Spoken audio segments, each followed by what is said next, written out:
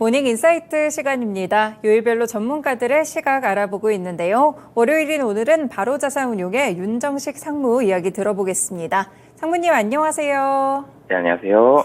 네, 먼저 하반기 지난주 마지막 시장 굉장히 좀 지지부진하게 흘러갔던 것 같은데 지난주 흐름 함께 짚어보겠습니다.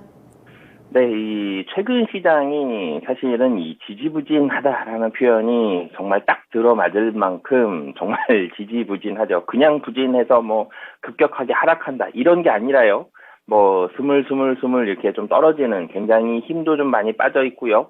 주가는 계속해서 조금씩 하락하는 사실 많이 하락하지도 않습니다. 조금씩 뭐 굉장히 티가 많이 나진 않는데 어느새 보니까 사실 6월 한 달 동안 놓고 보면 6월 장중 고점 기준으로 보면 6월 12일에 2650포인트거든요. 근데 지난주 금요일 6월 30일 마지막 날이 2564포인트, 거의 한 90포인트 정도가 하락을 했습니다. 그런데 급락이 시장에서 체감할 만큼 굉장히 많이 떨어졌다. 사실 이런 날이 거의 없었죠. 그럼에도 불구하고 지수는 90포인트가 빠질 정도로 상당히 많이 하락을 했는데, 근데 매일매일 조금씩 좀 하락을 한 그런 모습들이 지난주에도 펼쳐졌고, 6월 12일 이후로도 계속해서 좀 펼쳐지는 그런 모습을 보여주고 있습니다. 코스닥도 비슷한데, 코스닥은 하락폭이 더 미미했는데요. 전체적으로 시장은 좀 지지부진한 이런 모습들이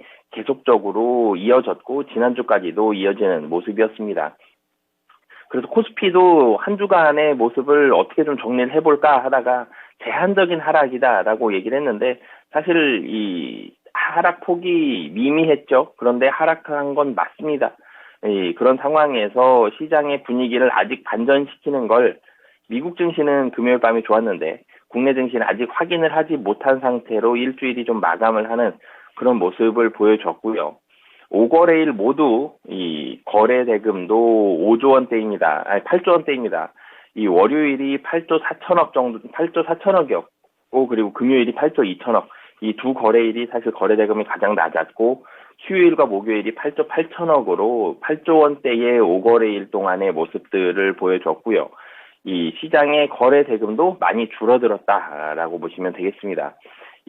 코스피 같은 경우도 일봉을 살펴본다라면은 61선을 살짝 지지하는, 그러니까 목요일은 61선까지 거의 하락을 했습니다. 61선이 정확하게 지지선으로 작용을 했고요. 금요일 날은 다행스럽게 양봉을 내면서 목요일 날 61선 지지한 이후에 금요일 날 살짝 상승하는, 금요일 날은 장중에는 61선을 하회하는 모습들까지 좀 나왔었는데 어찌됐든 이 61선을 지지하면서 살짝이지만 반등을 하는 그런 모습을 코스피에서는 보여줬습니다. 수급적으로 놓고 보면 최근의 특징이 외국인이 계속 팔죠. 기관이 사느냐 마느냐 이 부분이 가장 중요한 모습이었는데 지난주 같은 경우도 외국인은 주로 팔았습니다. 월요일과 목요일은 매수했는데 매수 금액이 월요일은 150억, 목요일은 553억, 굉장히 작죠. 그리고 화수목 3일 동안 한 6천억 정도 순매도하는 모습을 보여줬습니다. 매도 금액이 훨씬 크죠. 이 매수와 매도한 날이 하루 더 많긴 하지만 금액 자체는 훨씬 더 외국인이 매도가 큰 모습을 보여줬고, 기관은 목요일은 매도를 했습니다만 월화수금 4일 동안은 매수를 했습니다. 그러니까 지지부진한 모습, 사실 외국인이 이렇게 매도만 했으면 좀 더 많이 하락을 했는데 지지부진하게 좀 살짝 하락했던 이유는 외국인은 팔았는데 다행스럽게 기관이 좀 사주면서 하락을 좀 제한적으로 막아주는 그런 모습을 보여줬고, 좀 긍정적인 모습을 그래도 좀 찾아본다라면 기관이 매수했다. 그리고 외국인이 계속적으로 매도를 했었죠, 몇 달 동안. 그런데 연기금이 매도를 했었죠. 몇 달 동안. 근데 연기금의 매도가 줄어들어서 4일 동안 화수목금 4일 동안 연기금이 연속적으로 순매수를 보여줬다라는 점은 상당히 긍정적인 모습입니다. 그리고 매수한 섹터를 살펴보면 기관도 연기금도 사실 비슷하게 매수를 했는데 가장 많이 매수를 한 게 전기전자 섹터, 반도체 많이 샀죠. 삼성전자와 SK하이닉스 반도체를 위주로 샀고요. 비슷한 금액으로 많이 산 게 운수장비입니다. 지난주에 대형주 중에서 주가가 확실히 좋았던 섹터가 뭐가 있느냐라고 봤을 때는 이 자동차와 한국전력이죠. 굉장히 좀 제한적입니다. 좋았던 종목들이.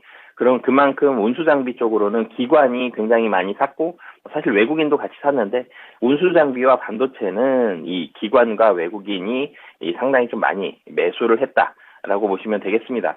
반도체, 자동차 그리고 한국전력 공통점을 좀 묶어본다라면 향후에 실적이 좋아지죠. 지금 실적이 사실 자동차는 지금도 좋은데 앞으로도 계속적으로 뭐 연말까지 좋을 것이다라는 거고요. 반도체는 2분기까지는 안 좋죠. 근데 3분기부터 빨리 좋아질 것이다. 그리고 한국전력은 23년도까지는 적자예요. 근데 24년도 한 중반부터는 흑자 가능성이 있다라는 부분들, 이런 분석들이 나오면서 그러니까 향후에 실적이 좀 더 좋아지는 섹터 중에서 이 세 가지를 좀 샀다라고 보시면 되겠고요.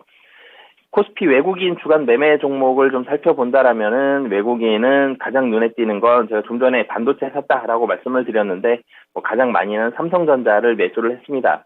외국인이 삼성전자를 샀고요. 그리고 이 하이닉스는 좀 매도하는 그런 모습을 보여줬습니다. 삼성전자 매수 금액이 뭐 훨씬 크긴 하지만 시가총액도 훨씬 커서 삼성전자 매수하고 하이닉스 매도하는 반도체 안에서도 좀 갈리는 그런 모습들이 외국인의 주간 매매에서는 나타났고요.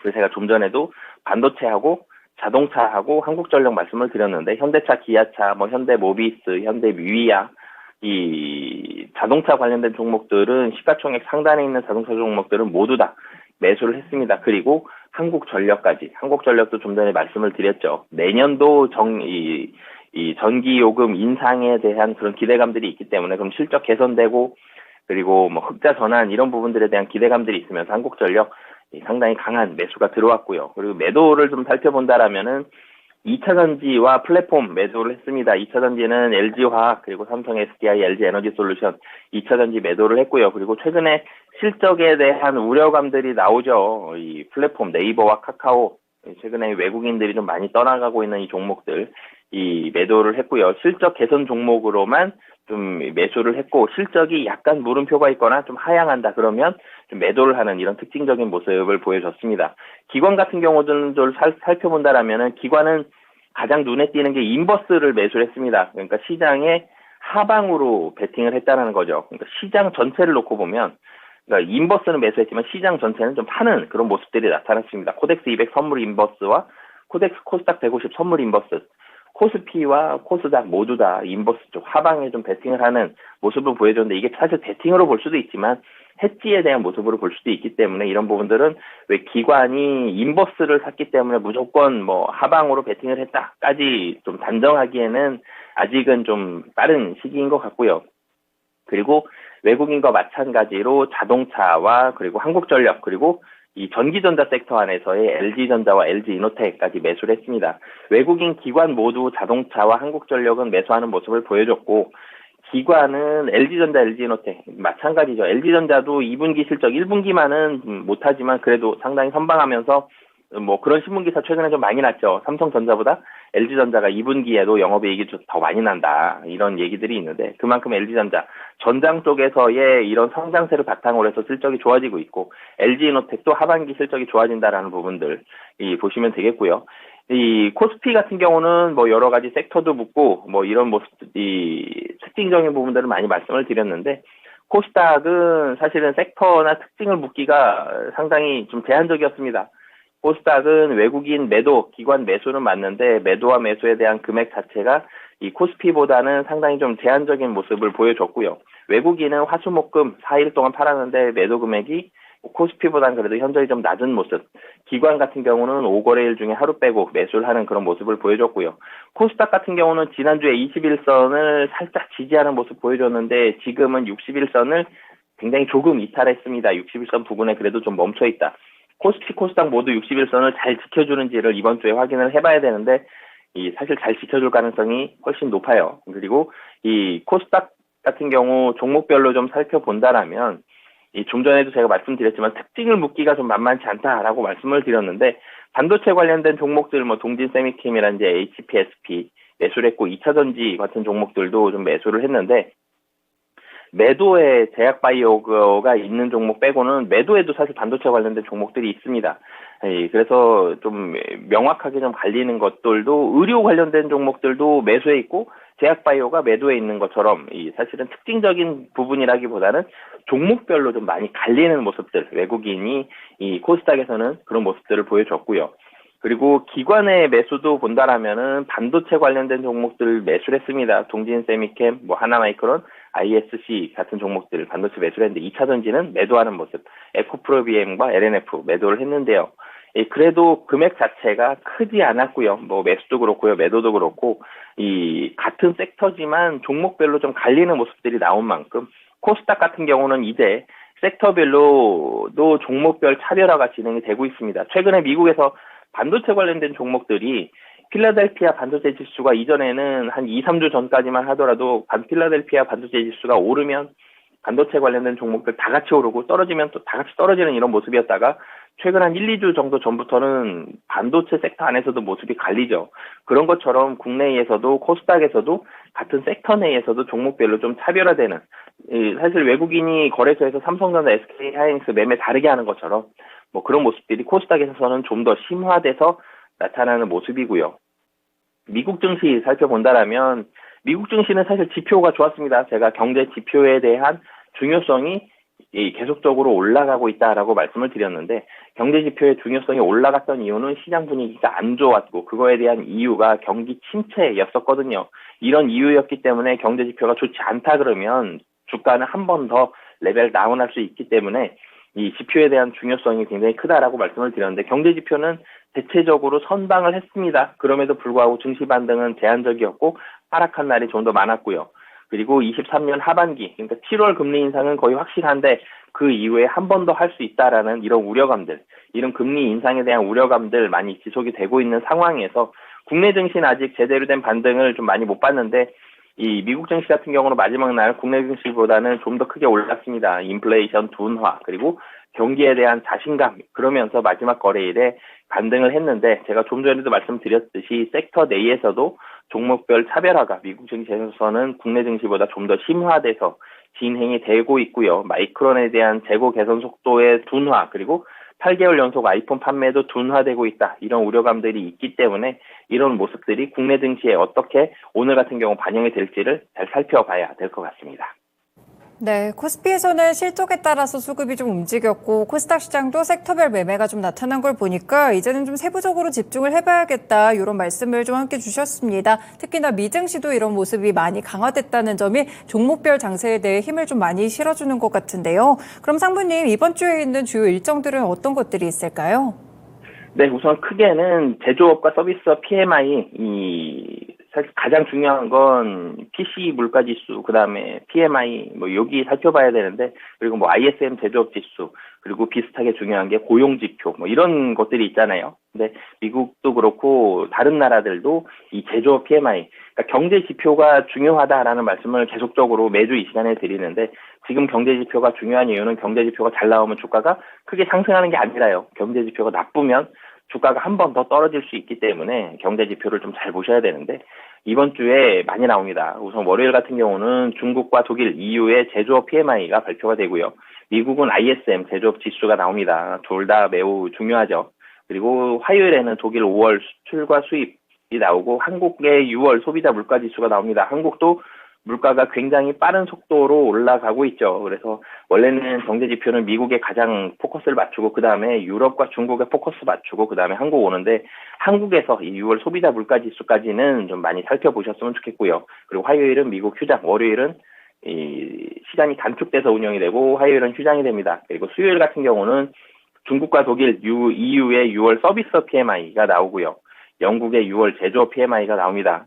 최근에 유럽에서의 금리 인상 속도가 빨라지고 있는 만큼 이런 유럽에서의 특히 이 PMI에 주목을 해보셨으면 좋겠고요. 그리고 EU의 5월 생산자 물가지수 그리고 마지막으로 중요하죠. 미국 FOMC 의사록이 공개되는데 매파적인 발언이 나올 가능성이 굉장히 높죠. 그래서 수요일 밤에 이 FOMC 의사록 공개로 인해서 국내 증시까지 미치는 영향력 잘 체크를 하셨으면 좋겠고요. 그리고 6일 목요일에는 EU의 5월 소매 판매와 소매 판매가 나오고 그 다음에 미국으로 넘어가서 중요하죠. 6월 서비스 PMI, 6월 ISM 서비스 PMI까지 이 미국의 이런 경제 지표까지 보셨으면 좋겠고 그리고 제가 PC 뭐 이런 지표들 말씀드릴 때 고용 보고서도 말씀을 드렸는데 원래는 미국은 고용에 대한 지표 영향력이 훨씬 컸었다가 이 물가에 대한 중요성, 금리와 물가 이 부분이 포커스 맞춰지면서 최근 한 2년 동안만 이 서비스업 PMI, 뭐 제조업 PMI, PCE 물가지수 이런 부분들에 포커스가 더 있었는데